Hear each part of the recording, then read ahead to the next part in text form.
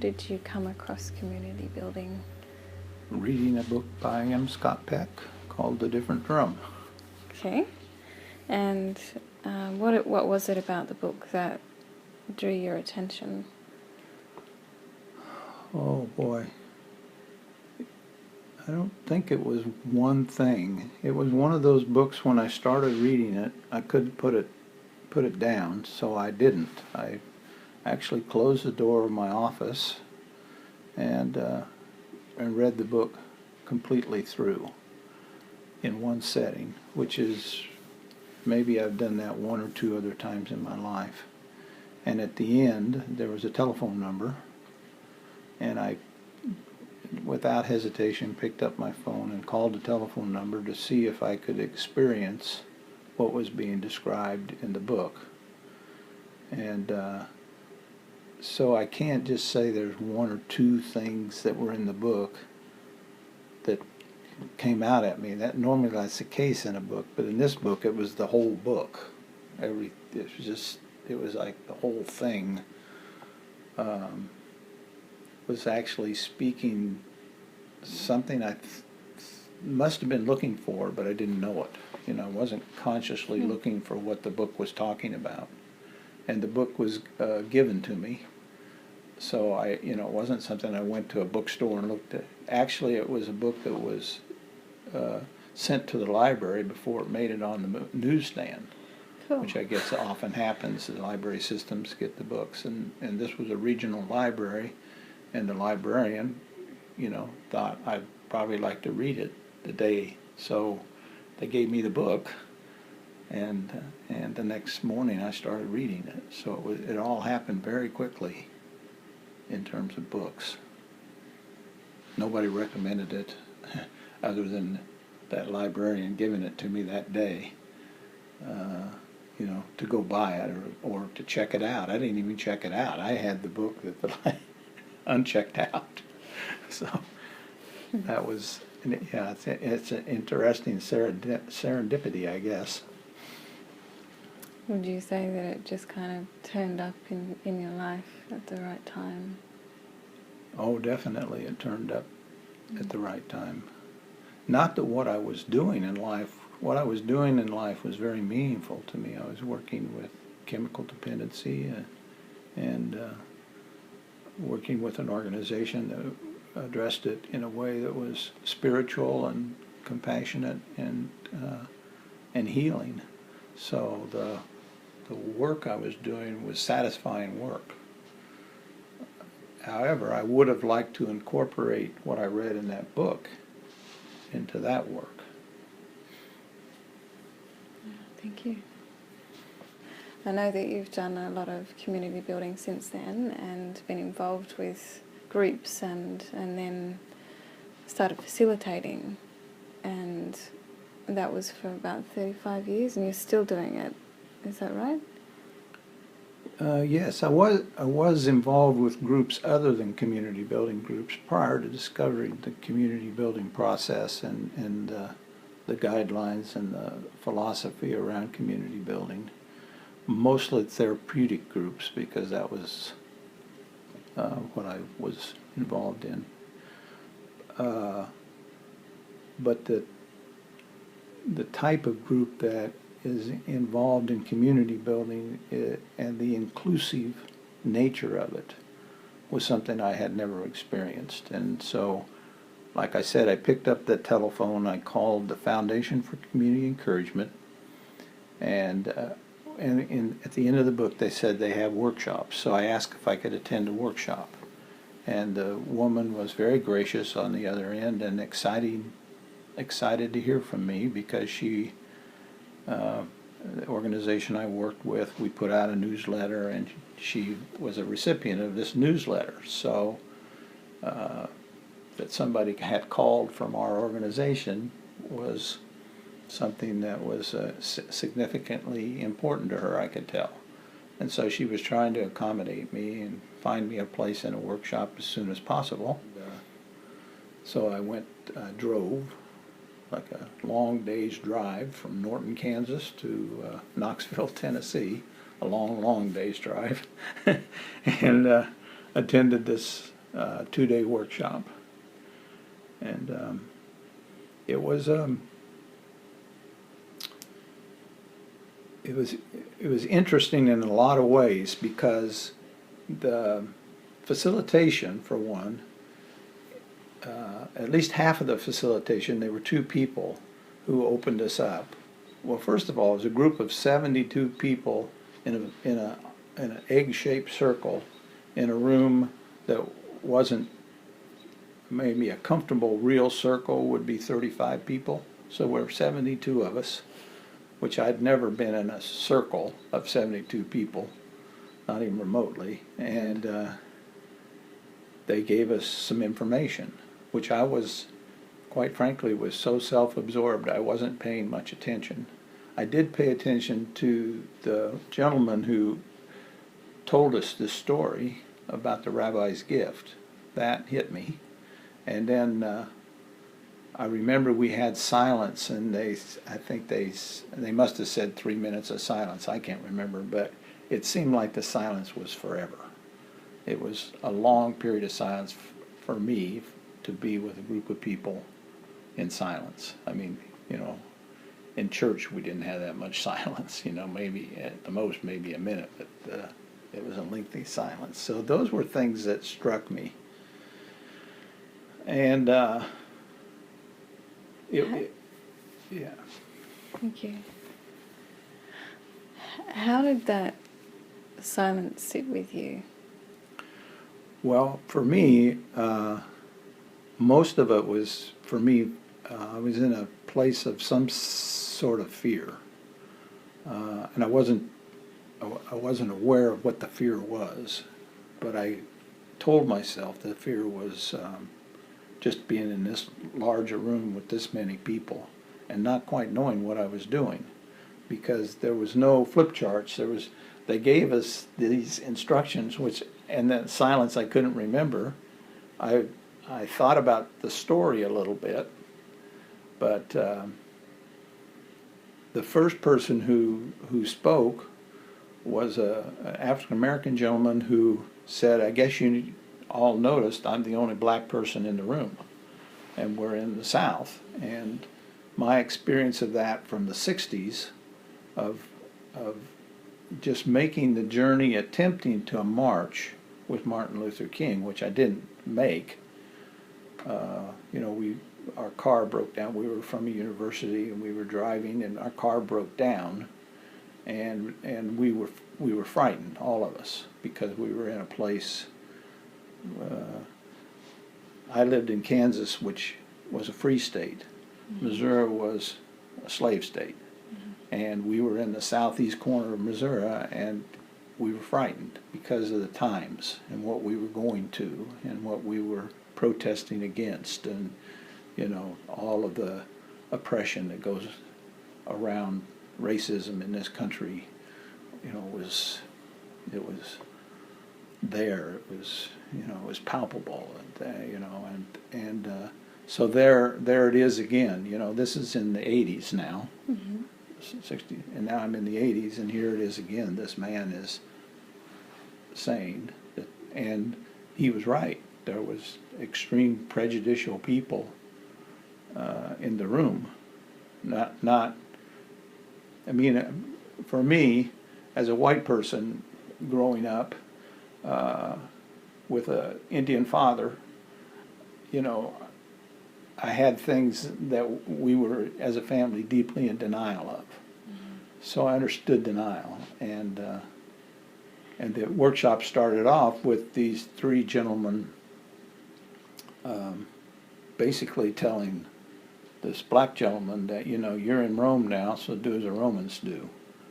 And the tension was really, really thick. And that was what we spent the rest of the day dealing with: prejudices, racism, oppression, and accusations in that arena, back and forth and across and in the circle. And so we ended the day in extreme chaos around racism. I imagine that in a community building circle because of you've spoken about diversity in a circle, and that's part of one of the key elements. I imagine that what you just talked about, racism and various other things come up. And what are some of the issues that have arisen, and how does a circle of people get beyond those issues? Well, yeah, over the years I've been in many different types of situations where, for instance, in Russia, the tension, because I went to Russia after the coup, which was a collapse of the Soviet Union, and every country that made up the former Soviet Union was represented in this circle. And I don't know, basically what was wanting to happen in these circles is that these countries wanted the Russian-speaking people out. Mm-hmm. They wanted them to go back home. But the reality is that they were home. They had families there. There were grandparents. There were generations now of people living in these countries who were originally from Russia, but now this was their home, whatever country they were in. And how to work with this is still today. I mean, this was back in 91, I believe, or anyway, I forgot the dates, but I think it was 91. The issue today in the former Soviet bloc is still problematic with Russian-speaking people in all of these countries that the Soviet Union was within the boundaries of the Soviet Union. Mm-hmm. So, I mean, we read about it on the news and Winter Olympics, and this Putin is, there was a peace treaty that took place just right after our workshop. And some of the people that were in the workshop were actually involved in the writing and signing of the peace treaty. And we were, as facilitators, invited to the signing, which was, like a huge honor. And to this day, I get I knew it was, but, it's like, wow, that was big. Mm-hmm. And it was because of community building that there was a beginning of understanding one another and bridging the differences, and the differences were large. I mean, you had sort of like an energetic feeling that if they had guns in their hands, that sometimes they might have been using them with one another in a circle. Right. It was that tense. I'm not sure they would. I don't know, sure. But yeah. It felt that tense. So, in going to South Africa after the apartheid, there was this truth and reconciliation process where basically the Afrikaans and the English would confess, and then they were forgiven. And it was a really great process, but there was no sort of way to follow that up. Mm-hmm. And there were, as I understand it, a group of women during the apartheid who would go to the townships and observe, and if they could testify on the behalf of some atrocity or some accusation or injustice, they would. I think they were called the Watchers. And they were very interested in community building. And I know that Scott Peck had gone to South Africa to give a talk, and the sponsor was an organization called 10, which was a business organization in South Africa.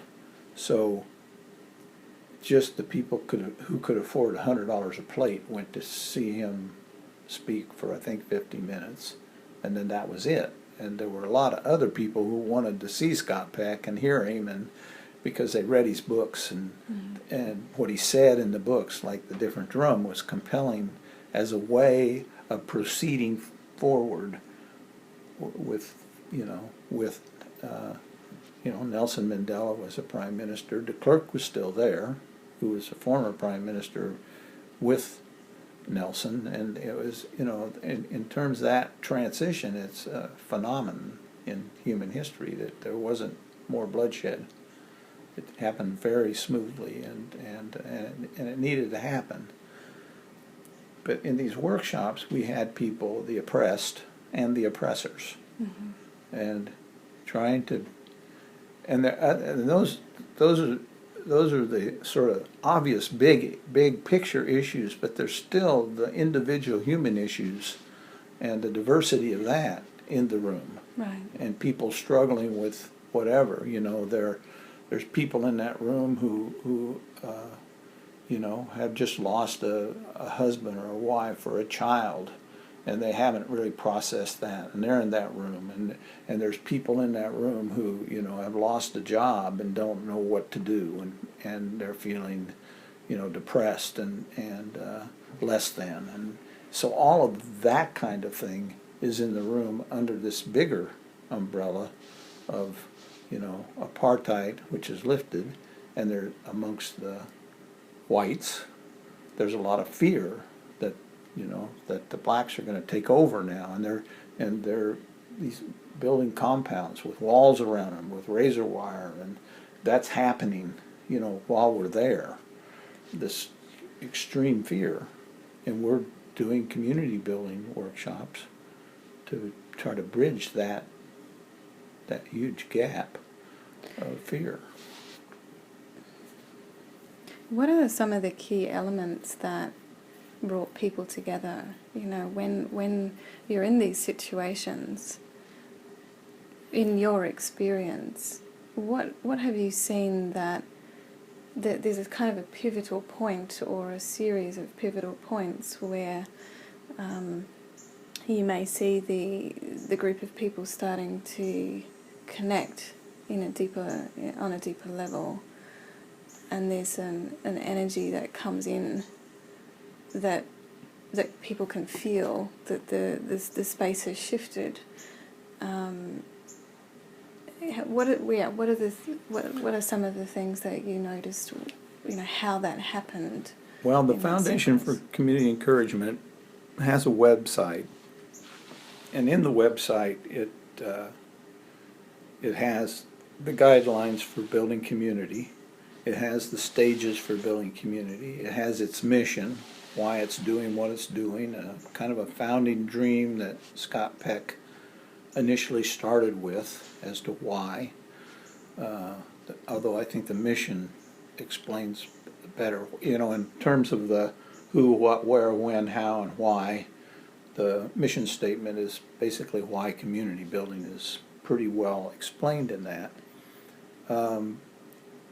But it's all of that process, and delivering this information by people who are,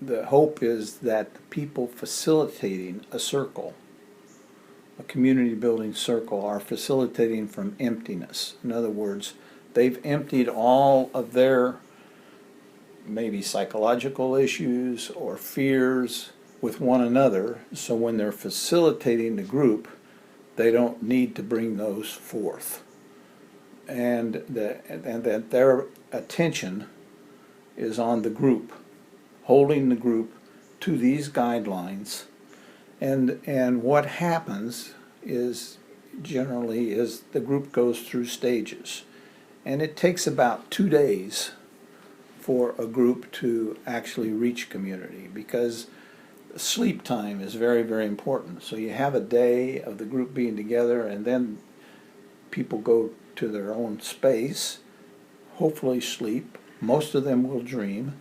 Some of them will remember their dreams. Normally the people who remember their dreams are remembering that dream because it's important for them to share it with the group. That's a really key one, because those dreams facilitate extremely well. Even better than the facilitators, in my estimation or my judgment, I guess. And these stages that the group goes through are pretty common. And as a facilitator, you can identify and bring information to the group, because a facilitator is not about individuals. The facilitator must have its attention on the group and giving the group feedback. Sure. Individuals are to attend to themselves. We say in the beginning, be responsible for your own learning. And that's, we mean that. That's one of the guidelines. And the key to the process is getting the group to empty and take responsibility for that. So when you talk about empty, I've experienced emptiness in a Zen type way, meaning letting go of thoughts and emotions and clearing out the energy, so you're in a space of have an understanding of no thought. So there's so you're in a space of being an observer, as well as being a participant. So you're in a space of quietness or being, rather than caught up in emotion or thought processes, because there's no urgency to let go of anything anymore, because you're in a space of being. Is that something similar to what you're talking about? No. Emptiness or emptying, this maybe there are many things. It's like relinquishing something. Mm-hmm. So if a person is in a tranquil Zen state and they haven't any issues going on in them, then there's nothing to empty. Right. So we're not talking about that. We're talking about where the person is. So what could I, let's see, what are the things that I could relinquish or sacrifice? What's universal? Let me think about that. So prejudices would be something I would maybe empty myself of. Right, the stories that you just mentioned previously, there was an issue that came up about a black man and being the only black man in the group, and then there's going to be opinions that, obviously there are opinions, very strong ones, that came up, and then there's reactions, and it's like a domino effect, and then there's emotions, and then there's tension that you mentioned. So then that needs to be emptied in the group. Is Well, that what you mean? that creates chaos. Right.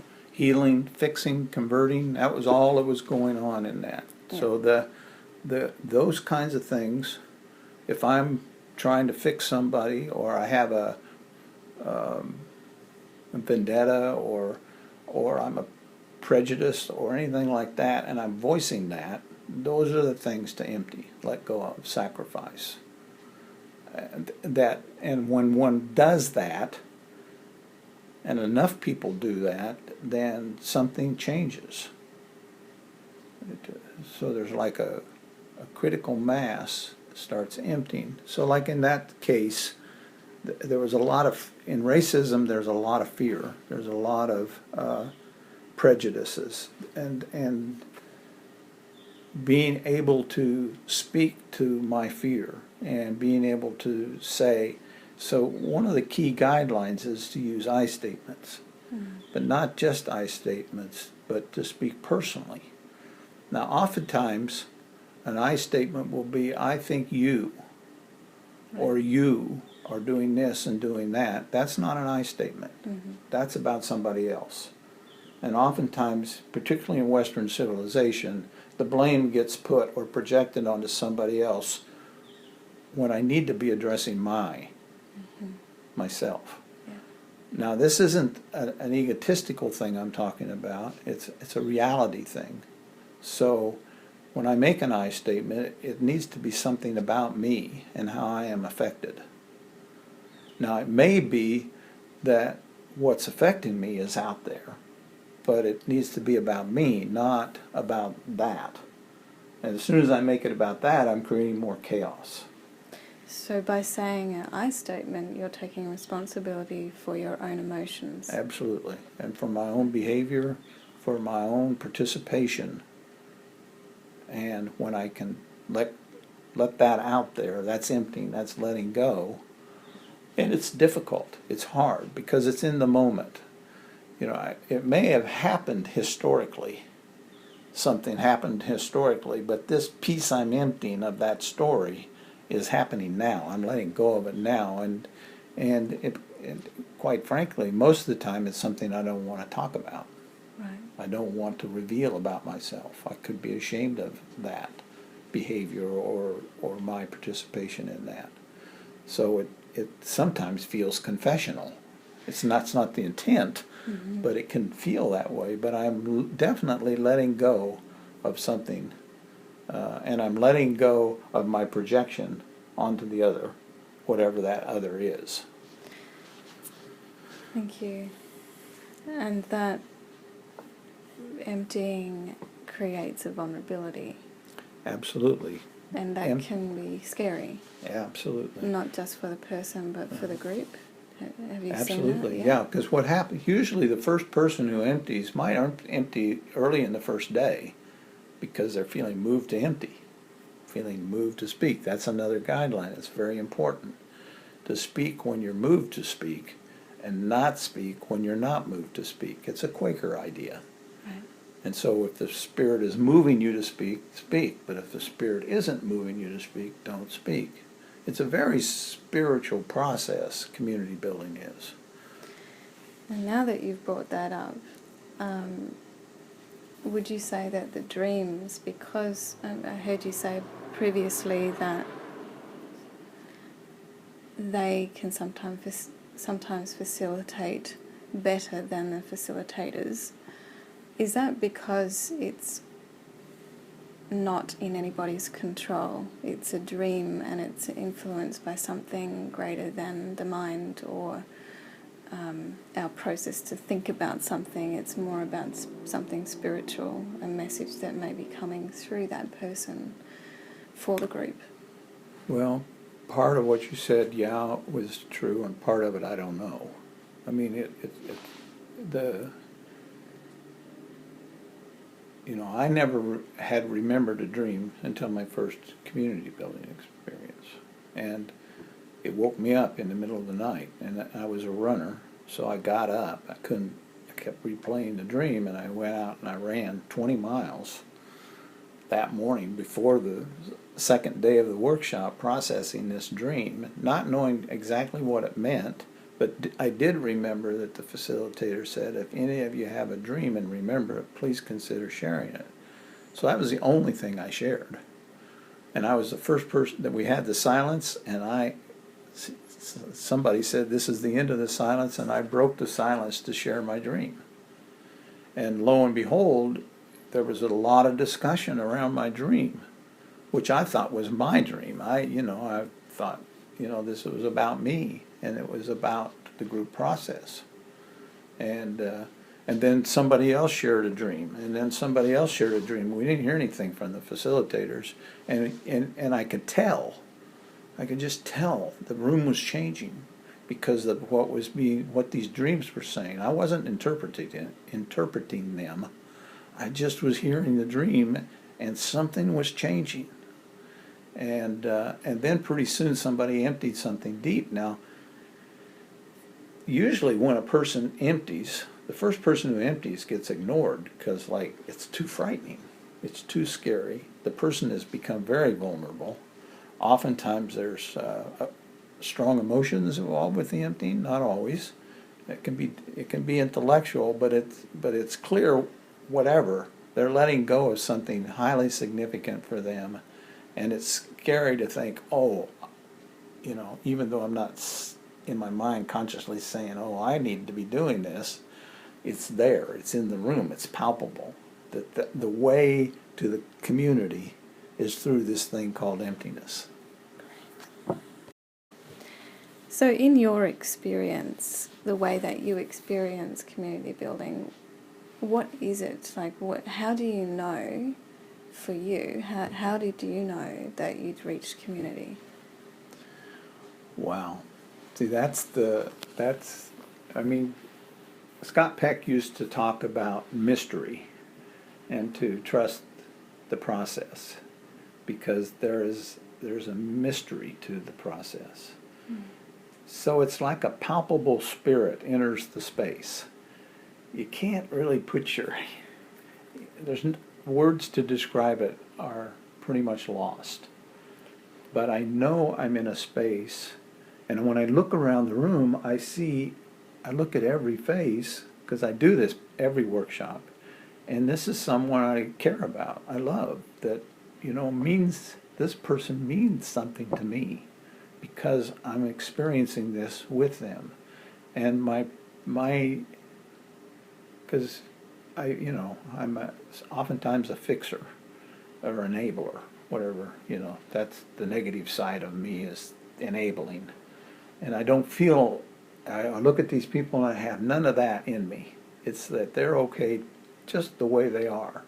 And they're included in my world, my life. That's how I understand I'm in community with people. And the spirit, but it's this palpable spirit that's in the space. Now it can go that quick. And it can gradually come in. You're not even aware it's coming in. Mm-hmm. But it can, because, there can be one person who's not experiencing that and bring the group out of it. But, once you've felt it or experienced, that's why we call it an experiential experience. You can talk about it.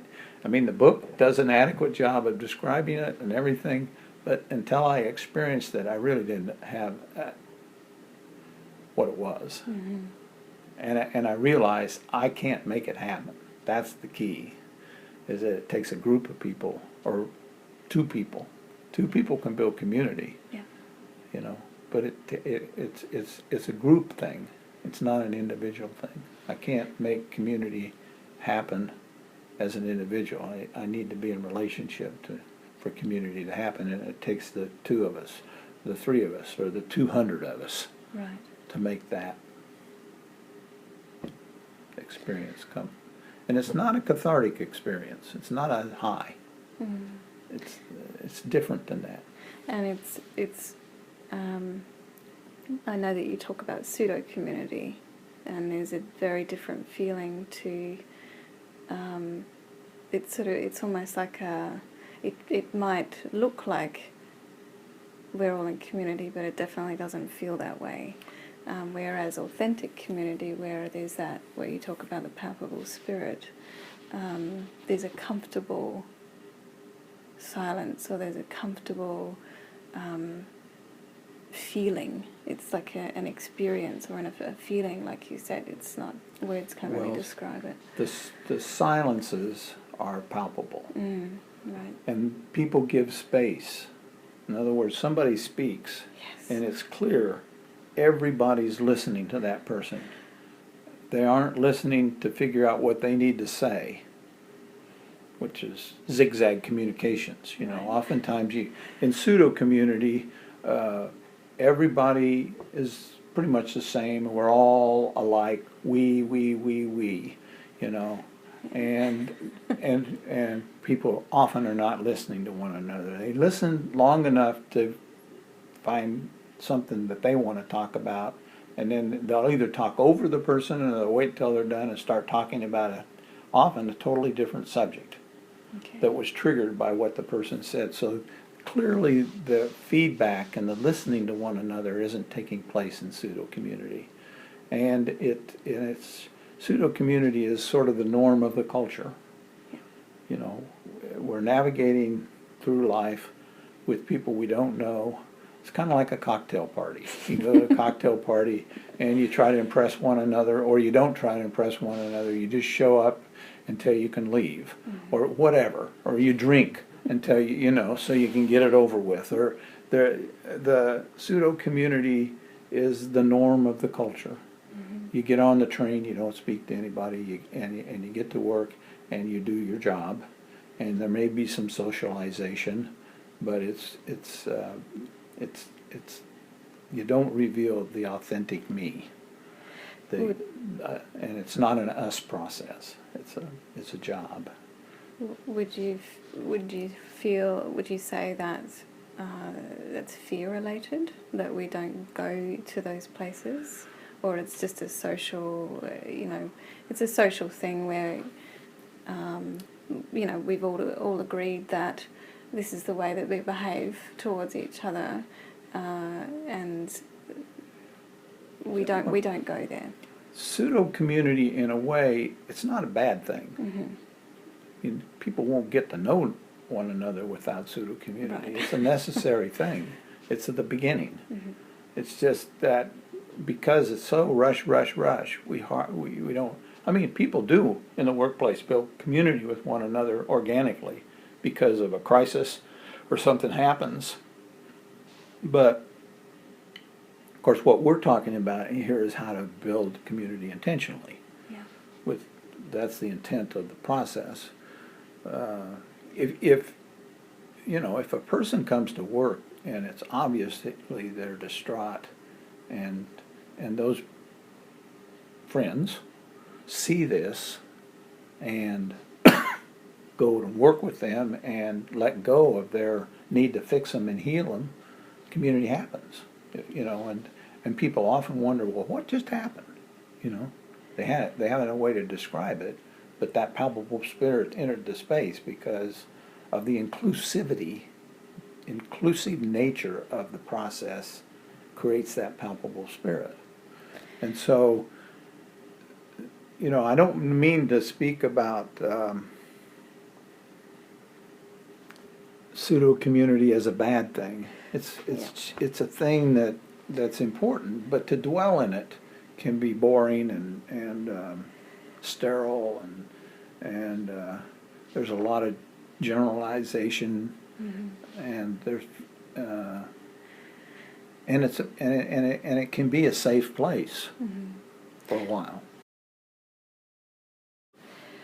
What are some difficult moments you've experienced? Well, certainly in every workshop I've been in, there have been difficult moments. Now, as a person facilitating,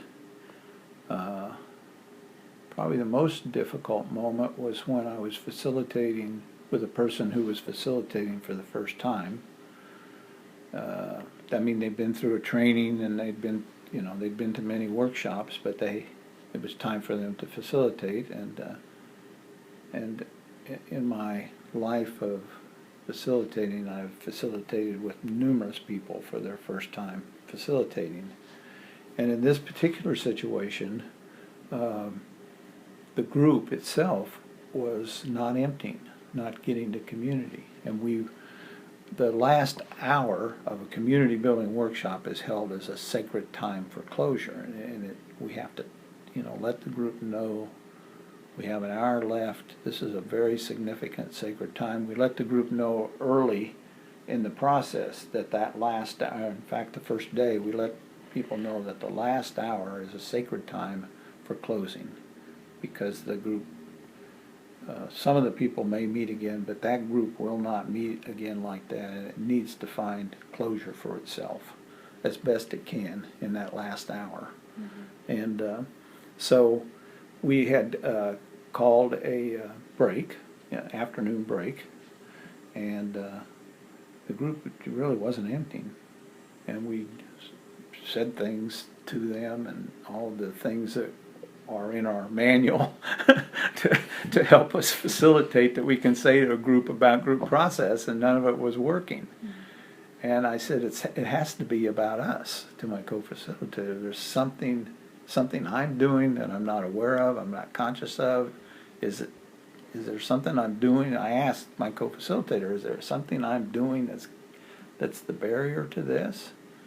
And then she said, well, I don't like you.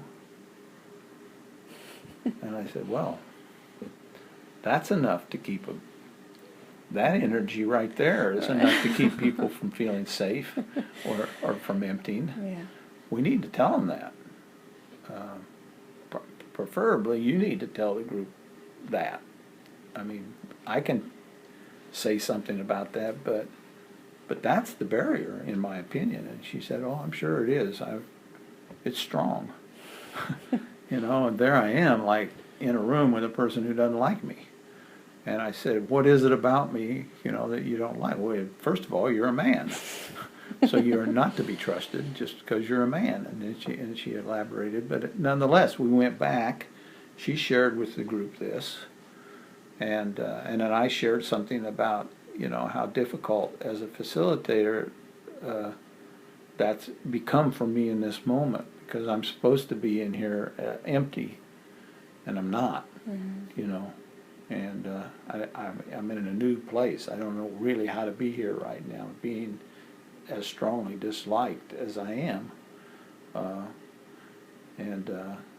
So we did that. And boom, everybody in the room started emptying. Well, we had to go overtime because they weren't. Yeah. And they all agreed that we'll go an hour longer, and everybody stayed. And the group emptied. And it was an amazing, amazing workshop. But, you know, I was the barrier. And my co-facilitator, because we didn't, the two of us, didn't do our job of emptying with one another prior to the workshop. Thank you. So I'm hearing that one of the very key things to community is listening. Without a doubt. Without a doubt. I would say listening is probably 90% of building community. And most of the community building process is filled with talk. Not that talk is bad or wrong. You have to talk to empty. Right. But the quality of listening, are people truly listening to one another, seems huge, huge.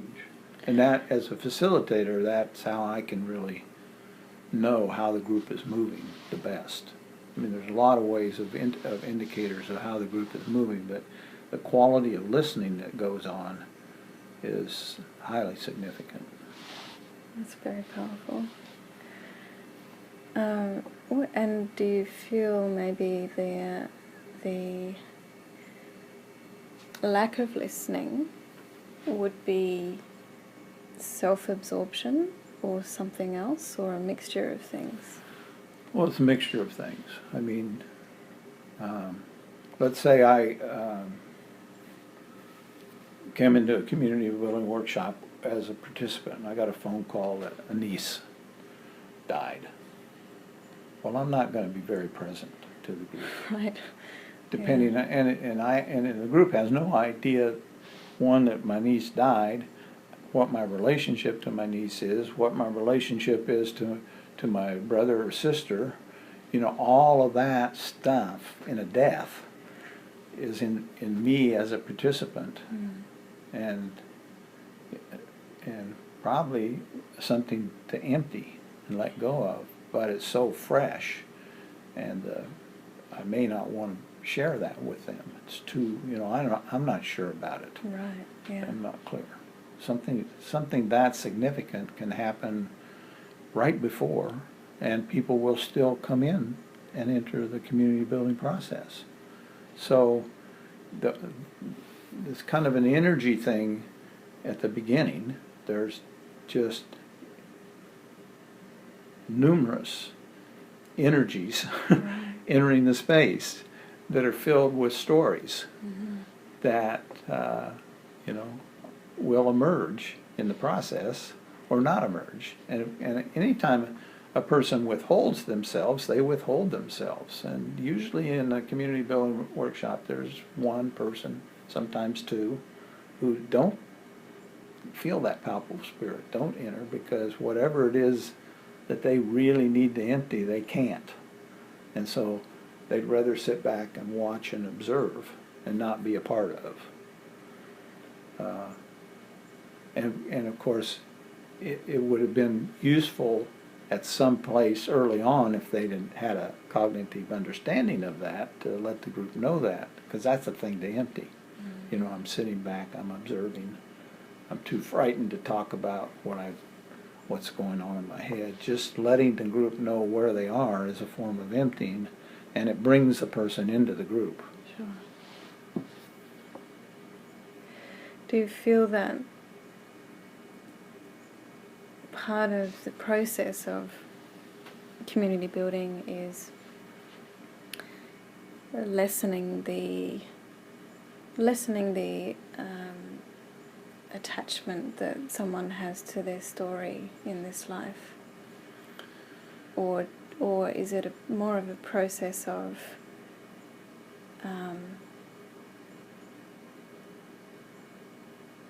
acknowledging that each one of us has a story, and it's okay, and holding each other in that understanding, and not judging, coming to a place of non-judgment, just holding each other and seeing the real person beyond that story? Well, I don't see it as an either or, it's all the above. Okay. It's like in a community building workshop, chaos is important. And I've been in groups that avoid chaos with a passion, Right. and they can't get to emptying. The group just can't get to emptying without the chaos. So to think that chaos is a bad thing, to me, isn't. I think there's a person, Margaret Wheatley, explains the importance of chaos by a storm. The clouds gathering and this storm's coming up, and the wind and everything, and it comes down and plays havoc. And then, the next day you wake up and you feel like, oh, things have been cleansed. Yeah. So. Yeah. Beautiful. And just lastly,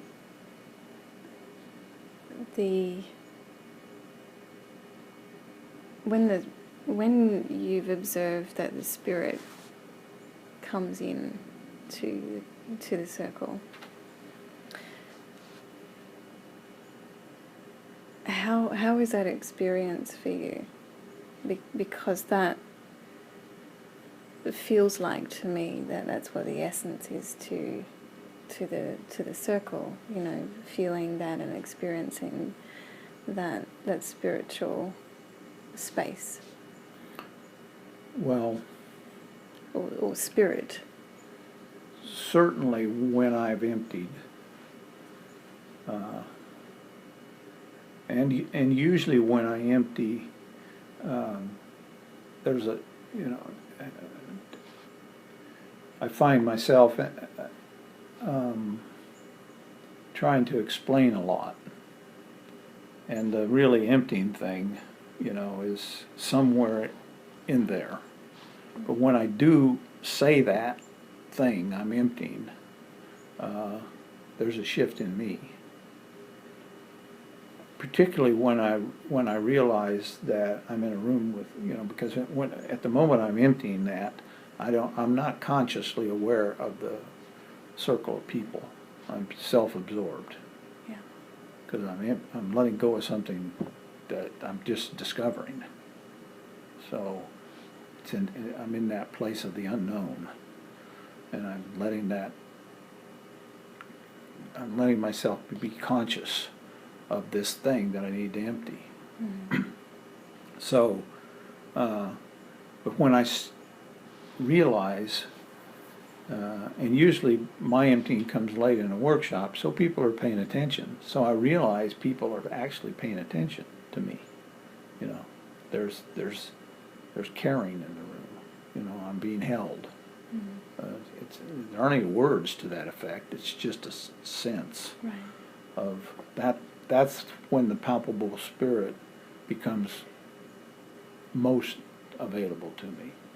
Now, I don't have to empty. If I'm paying attention to everybody and holding them in that, and and having those strong feelings or energies with them,